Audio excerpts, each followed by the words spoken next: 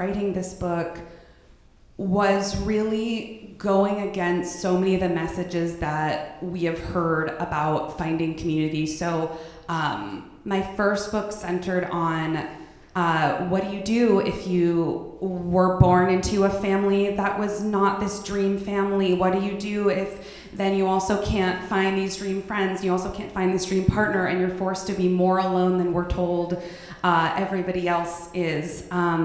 And of course, I know now that's not true. A lot of us are secretly struggling with those things, but we can't talk about them, which is garbage. And then, so I really wanted to talk about that because I think that is how that revolution happens. We have to go against this idea that we are told that everybody is on their own in this culture, in this very, it is a very white, very Western idea that there is no sense of community. You got the family that you were assigned to, and you guys are supposed to deal with your problems, and nobody's going to take care of you. And if that system fails you, you have nobody, and that's your own fault. And and we are assigning all of this blame to get it together. Why don't you have friends? Why do you feel alone? This is an individual problem. It is not. It is systemic. And so